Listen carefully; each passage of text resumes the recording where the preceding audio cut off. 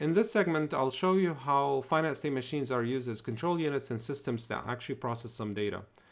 And we will design a system or a finite state machine that swaps the value of two registers in a register file in what we call a memory swap. So I'm going to take a couple of memory locations and I'm just going to swap their values. I'm going to design a finite state machine to do that.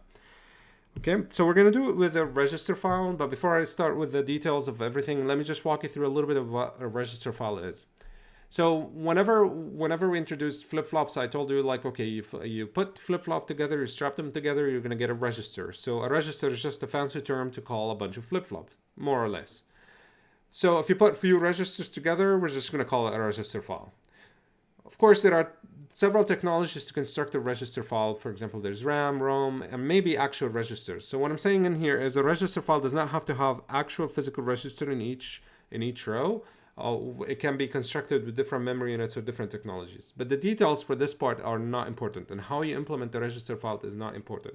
What's important is that we will use a register file with the following specification. It'll have 2 to the power n rows or lines, okay? And for example, if n is 7, I will have 2 to the power n is actually, I believe it's 128. What this tells me is you have 1, 2, 3, well, let me just do that. I have 1, 2, 3, 4, all the way to 1, like from 0 all the way to 127 rows. Okay, and each one of these rows will have number of bits. Okay, so if you say, well, let's say bits is actually 8, that means each one of these rows or lines is going to have a single byte. So technically, I'm going to go in here, I'm going to draw, there's 1, 2, 3, 4, 5, and 6, and you can count them. You see 1, 2, 3, 4, 5, 6, and 7, and I believe you need another one in here. Okay, let me just count it one more time. 0, 1, 2, 3, 4, 5, 6, 7. From 0 to 7 is 8, yes. All right, so that's how this particular register file is organized. Now, this register file, this particular implementation have a couple of ports. So they're independent ports. You can do read and you can do write, okay? And they're independent ports. So we have a write port and a read port in here. Okay, so the write port is synchronous, and the way it operates is the following. So what you do is you tell it, okay, you give it some sort of an address. Let's say you give it the address of this particular row in here.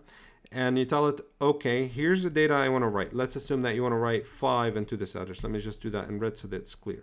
Okay, so we're going to activate this address, whatever the address is in here, and you say you want to write 5. Then you issue write enable, and what happens is this particular 5 in here will go and be written in this particular register. And this process is going to be synchronous, or at least the register file I'm about to use it in all my design is a synchronous write. That means it's this process of writing the 5 into the register will actually depend on some sort of a clock in here. The clock, basically the active edge of the clock is when that 5 will be written. Now the read port is completely independent. Yes, you can write, and at the same time you can read, because I'm providing you with a completely different place to actually provide the address for the read. However, the read will be asynchronous, meaning it will be reading it instantaneously regardless of the clock. So for example, let's assume that you want to write or read this particular address in here. Okay, what you do is you put that address, whatever that address is, and it will just, particularly that 5 will be available directly at the output in here without removing it from its original location. So what you're going to see is you're going to see 5 is just outputted in here. And this is not synchronous, meaning it's asynchronous. It doesn't depend on the clock. It will be available right away with some sort of combinational delays in there. So what we want to do is, here's the register file. I want to augment this functionality of this register file by adding some sort of a swap functionality that will help me or allows me to go and say, okay, you have a couple of places. Let's say here, I have this particular place and I have this particular place. And whatever these addresses are, I don't care where they are. I just want to swap their values. So whatever is stored, let's assume that you store the value 10 in here and you store the value maybe 121. I just want to swap 10 to 121 and 121 to the location of 10. So this is an addition, so I'm augmenting that register file. So the basic functionality of the register file is going to stay the same. I'm just going to augment it.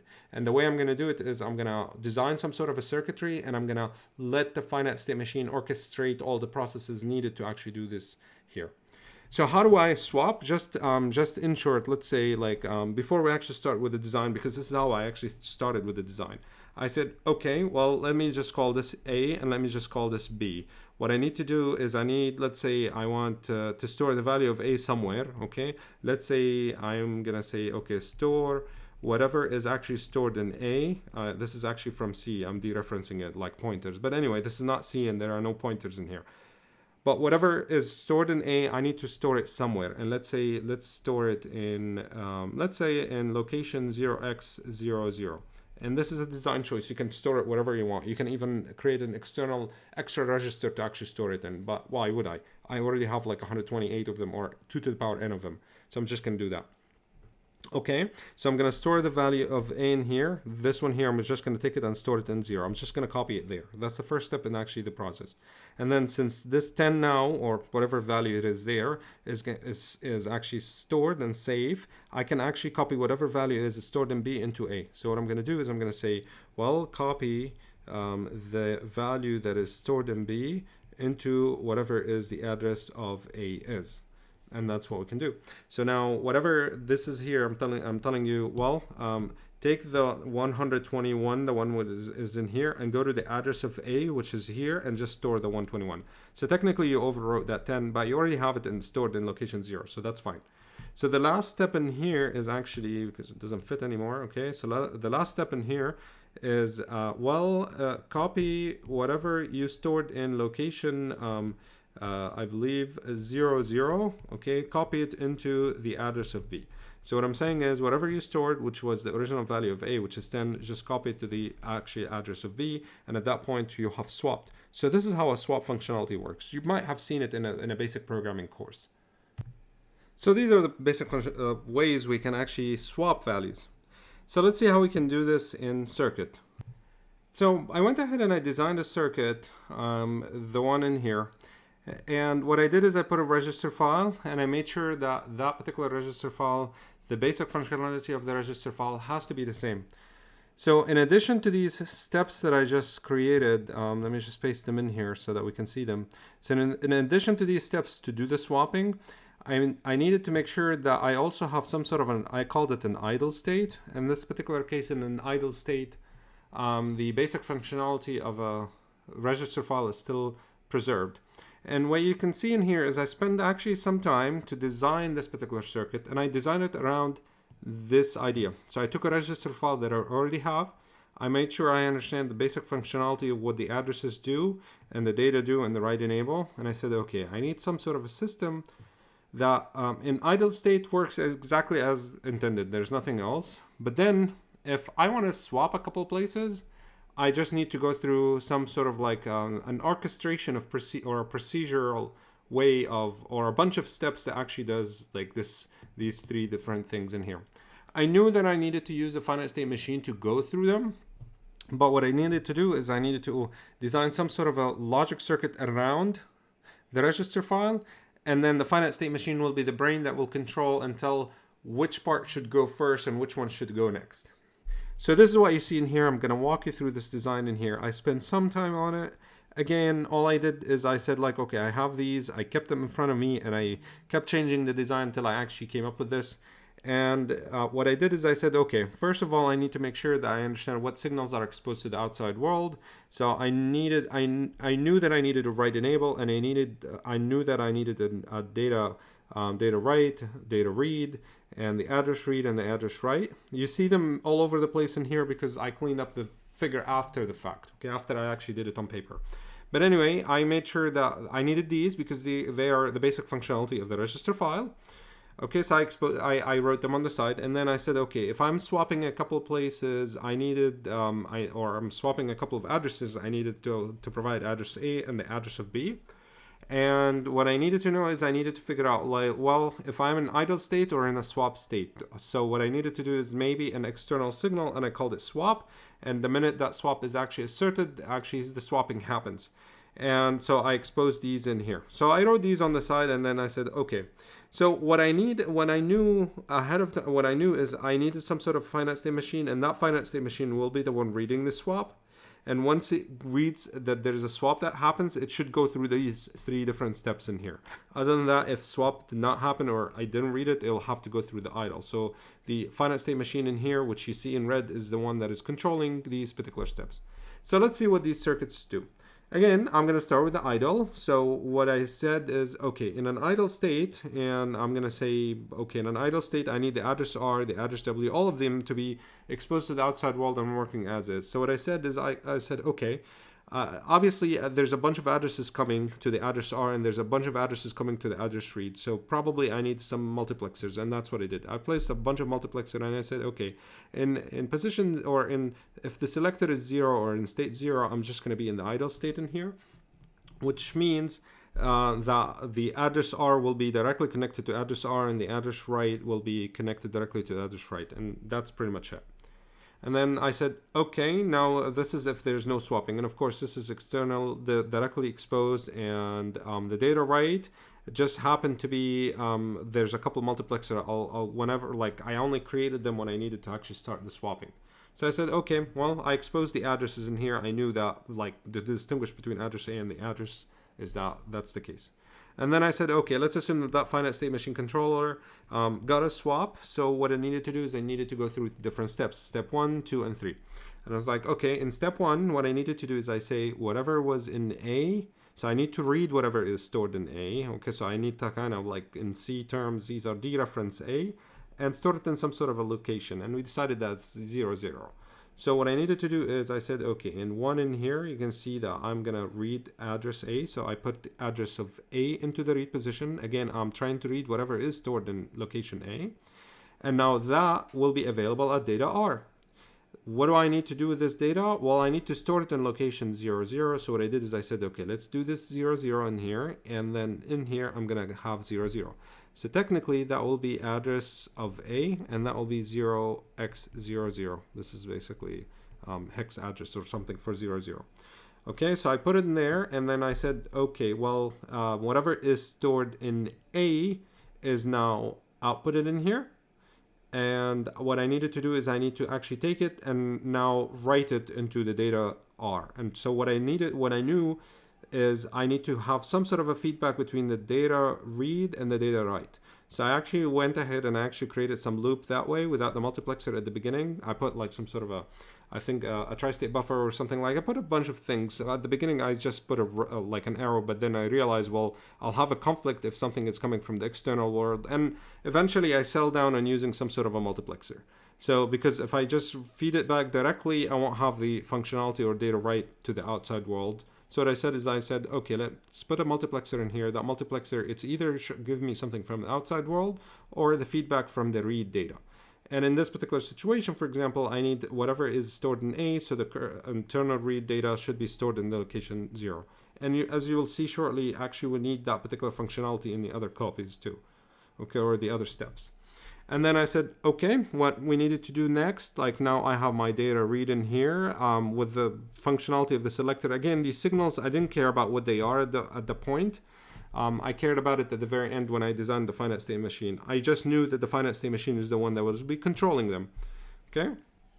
Anyway, so we created all of this in here, and then I said, okay, we need a write enable, and of course, because I exposed the write enable to the outside world, the same concept in here, I'm just going to connect it with some sort of a multiplexer to a 1 because I want to make sure it's 1 without conflicting it with whatever signal coming from the outside world. So we're going to do that, and I realized later on that they're basically the same signal for this selector and this selector. But anyway, so what have I done now? I basically made sure that step 1 is actually implemented. So you provide address of A in here. From here, you do that in here, and then 0 in here.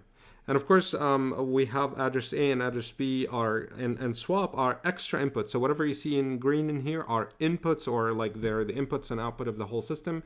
And address A, address B, and swap are related to the new functionality I'm trying to actually implement. All right, so now this is done in here. Let me just do this here. This is done. Let's see step number 2, which is the one here. So step number 2 in here, I realized that I need to copy whatever is in B. So I need to read whatever happened in B. Okay, so what I need to do is I need to make sure that whatever is in the address read should be B. So what I said is I said, okay, that will be here, and then it'll be to address of B. So I said, okay, that's the address of B in here. Where am I going to write them? I'm going to write them in address A. So I realized that this one here has to be the address of A. And then what I did is I traced it back in here and I made sure that this is actually the address of A. Frankly speaking, it has to go up the way here, but I traced it backwards and I figured out in step number 0, 1, 2, this is the 2 basically in here. I needed that, and now I have the address of A for the read, the address of or the address of B for the read, the address of A for the write, and then the feedback loop should be implemented and I write exactly what we did in the first step. And as you might expect, the last step in here as well, I need to copy 0, 0. So what I need to do is I need to put here 0x0, 0, okay? And then I need it to be basically B. So what I said is I said, okay, the address of B should be here, and I traced it back, and you can see that here is actually 0, and you can see that in here it's actually the address of B. And that's what I did. And I figured out now, I figured out the steps necessary to actually do the implementation. I needed a multiplexer, and at that point it was pretty messy. I figured out I needed, 4 input multiplexer, and that 4 input multiplexer has to be of -n and -n because actually just this multiplexer is connected to the address, and this multiplexer is connected to the address, so it's an n-bit 4-to-1 multiplexer. So I needed a couple of them in here, and this one in here is actually, this is a single bit, and these are a bunch of bits in here. So this is also bits, this is also bits, this is also bits. So this is multiple bits multiplexer, and this is just a single bit multiplexer. And I realized that this is what I needed to do. So I figured out, okay, so now this is how the circuit works. I cleaned it up, and I figured out that the finite state machine should be the one controlling the selector for the different multiplexers. That's what I realized. And then I realized that I'm moving 0 and 0 in here, and I realized I'm moving 1 and 1 in here, 2 and 2 in here, 3 and 3 in here. So the same type of control in here from the finite state machine should be controlling it, and I called it select. And then in here, this is actually implementing the write functionality, so I called it write. So the next step in the design was like, okay, I think my logic looks fine. So what I really need to do is just figure out what the finite state machine does. And really, I went in here and I said, well, it's kind of obvious.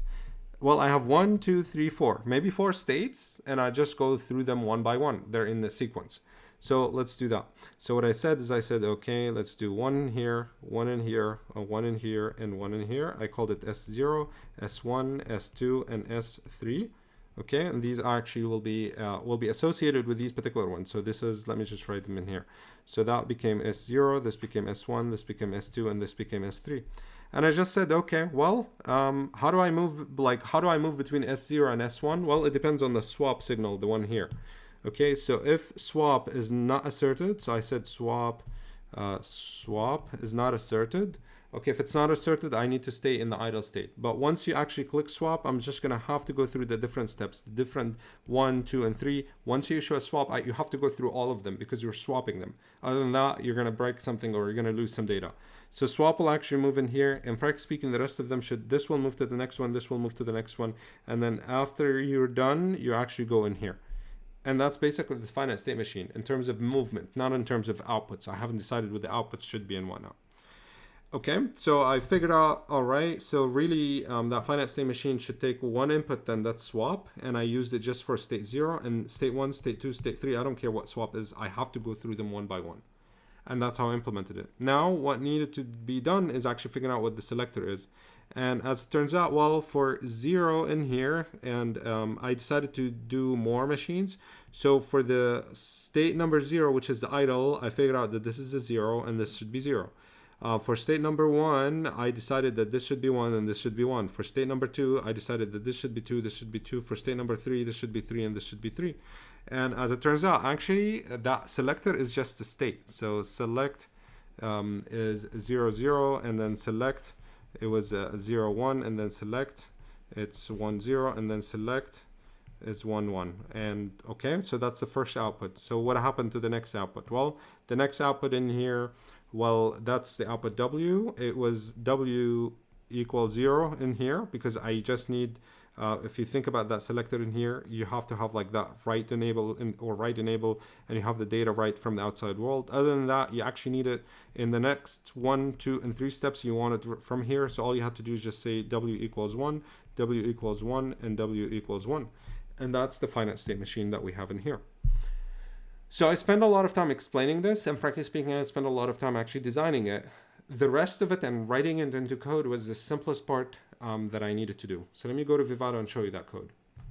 All right, so in here, I'm gonna start with the most basic functionality, which is the actual register file, the one that you see in here.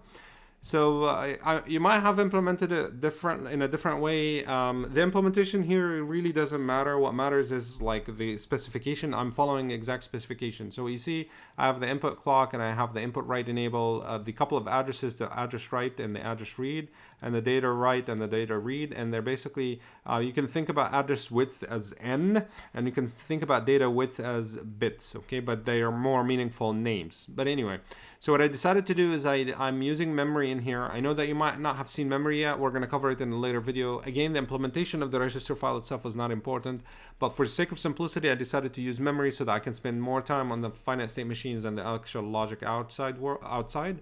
And the code itself is very easy to read. This is basically a synchronous write port, and this is an asynchronous read port. All I'm doing is I'm saying memory, go to whatever address read is and just assign it to data R, and that will be continuous regardless of the clock. And if you wanted it to be synchronous, all you have to do is just move it in here and it will be synchronous, but it will mess up that design for the swapper that we did. So in my swap, I assume that it should be asynchronous. But anyway, so that's the register file. So this part in here is done. So the next part is actually the finite state machine itself. And again, the finite state machine is pretty straightforward and simple to implement once you have the state diagram in here. So I know that I need a clock and a reset, and the input is actually swap, and a couple of outputs like this design in here is telling me I have one select and one or 2-bit select and 1-bit W. Okay, and again, what do I have? I have 1, 2, 3, and 4. So I have 4 registers and or 4 states. So I need a couple of bits for the states, and these are the parameters in here. All right, so the sequential part is as usual, and then next state logic in here, it's really it just follows this diagram in here. So state 0 is the one that has like the if statement, because depending on swap whether it's there or not. All right, and then the output logic in here. So in the output logic, you're going to see the selector in here. What I did is I figured out, like, I actually wrote select equals 0, 0, select equals 0, 1, select equals 1, 0. And then I realized it's actually the state itself. So what I did is I said, okay, selector is just the state register itself. I just outputted to the outside world. That's what I needed. For the W, I realized that this is 0. Other than that, it's 1, 1, 1. So I just said, well, as long as I'm not in state 0, it should be 1. And that's pretty much it. So that's the finite state machine in here. So what I did is I just created that red part in here. Next, what I needed to do is I realized, well, I have some 4-to-1 multiplexer, so I took some older code and I modified it a little bit and I made it 4-to-1 n-bit, so it's generic, so I can use it in here and with 5 bits or 4 bits. It's actually n bits in here, so I don't know what it is, so it's generic, so we kept it that way. And then we said, okay, let's now we can actually put everything together, and this actually just does that. Of course, I'm exposing the address width and the data width in here because these are, the n is the address width and the data width is the actual bits. And all I have to do is just instantiate a register file. This is this part. The swap finite state machine, this is this part. And then I knew that I needed a couple of multiplexer, one in here, which is one here, one here. And you might be wondering, what are these two multiplexers? Frankly speaking, because they're so simple, they're 2-to-1 multiplexers. I embedded them directly in the code. So where are they? They're connected to the register file itself. So you can see it. It's actually one is here and the other one is here. And of course, I needed the W and the selector because they're internal signals I don't need to do, or I don't need to expose. And that's pretty much it. So I put everything together. And now what I did is I wrote some sort of a test bench in here. And in that test bench, I went ahead and I filled some location 20 to 30 by the values 20, 30. Like in location 20, I wrote 20. In location 21, I wrote 21. This is what you see in here. And then I went ahead and I said, okay, let me test the swap. So I swapped location 22, location 28. So let me show you the output. So we're going to go to the simulation part here. So in the simulation here, that's how the output is. Of course, how would I see this? So we can see all the signals, but really I need to take a look at the register file itself. And it's not, because I'm not exposing it, all I see on the figure in here is data R and data W.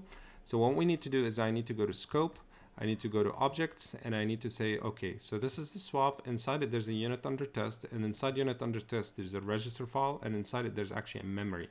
So I'm going to take that memory and I'm just going to expose it in here. And frankly speaking, I don't care about the I. This is actually the, from the test bench, there's a for loop that is doing that. And these are the parameters which are set. I'm not changing them. So I'm just going to do this. I'm going to relaunch the simulation and I'll be able to see the content of that memory. All right, so here's the simulation. Let me show you. So the content of this memory, as you can see, because I decided in my test bench that, let me just see the parameter value. So the address width is 7, so I have 128 rows, and each one of these rows will have 8 bits. Okay, so that's a byte, and that's what you see in here. So you have from 0 to 127, and you have 8 bits each. And if you actually expand it, you can see all of them together at the same time. So let me walk you through that test bench. In the test bench, let me just do that in here, down here, okay? So in the test bench, you can see again, what I did is I issued some sort of a short reset. I made sure that the swap is not asserted, it's at 0. So you can see that swap is here. It's at 0 most of the time, and then at some point I actually issue it, or I keep it on. And then what I did is I said, okay, so for basically location 20 to 30, just write these values. So let me just show you. So I'm writing 20, 21, 22, and you can see them here actually. So you can see them. I'm writing 20, and then followed by 21, followed by 23 in location 23. So in location 23, I'm writing 23. In location 24, I'm writing 24. All the way to 20, I believe, all the way to 28. Okay, so 28. Yes, from 20 to 28. Let me just see the test bench itself. So the test bench is doing that from 20 all the way to 30. Yeah, so I realized why it didn't write 29, because I was thinking from 20 all the way to 30, exclusive to 20 to 29. And I did put 29 at the address, but then I realized I put the write enable to 1, and at the same time I put it to 0 right away. I didn't put any delay. So what happens is that write enable in here. So yes, I put 29, and then I go in here, the write enabled is at 0, so it did not actually end up writing that 29 in that location. So it stayed at X, which is unknown. Anyway, that's not important. What's important is I filled it with some sort of a random numbers. Okay, I can fill it up with anything. What I care about is actually afterwards, I said, okay, let's swap location 22 and location 28. So what I did is I went to address A, and I said, okay, address A, where it's here. Address A, you get 22. Address B, you get 28. That's what I have. And then I said, okay, let's issue a swap. Okay, so we swap in here. This is the swap. And then I waited for a few clock cycles, and then I lowered the swap. Frankly speaking, I can lower the swap right away. It doesn't matter. The finite state machine will go and swap them and then go back to the normal operations. Of course, if you keep that swap for a longer period of time, you're going to keep swapping. Like, for example, you swap the 22 and 28, and then you're done with the swapping, and then the next clock cycle comes in and the swap is high, you're going to swap them one more time. And the finite state machine is just going to go through this loop there. But anyway, what do we see in here? Well, that happened in here, and you can see the following. So you can see that that came in here, and then I stored whatever value was stored in location A, or location 22. Remember, I'm writing 22, 22. So in location 22, you're going to see the first thing I did is I actually wrote 22. And you can follow the timing of what happened. So I put that 22, and then I wrote it in the next clock cycle, it appeared there. So that's 22, and you can see that here. So I stored it in A. In the next clock cycle, I basically took whatever was stored in location 28, and I put it in 22. So I overwrote that 22.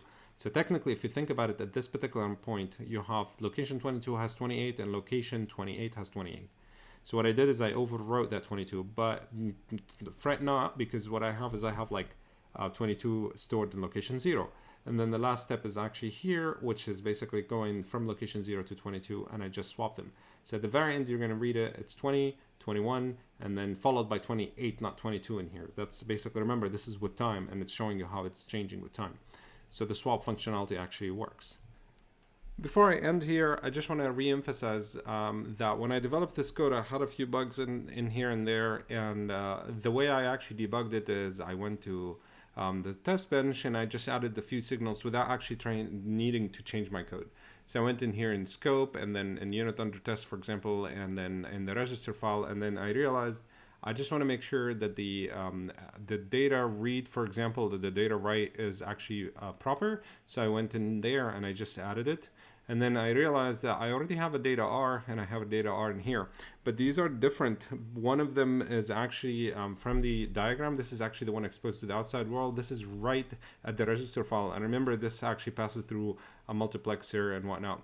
Anyway, so in order for me to actually change them, what I did is I click here, and I said, okay, let's say, I believe I added a new divider. And then in that divider, I called it, for example, reg file signals. Okay, and then I just did that in here, and then whenever I actually wanted, well, the memory is part of the register file, and I just put that. So now I know that any signal under these is is part of the register file, and I just took a look at that. So you can zoom in here and you can see it.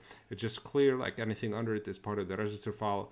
And if you need some other dividers for some reason or another, you needed, for example, the FSM signals, and you wanted basically to go to scope and objects, and then it said FSM, and I needed the state register, so I put it in here, and then I went there and I said, okay, reload the whole simulation.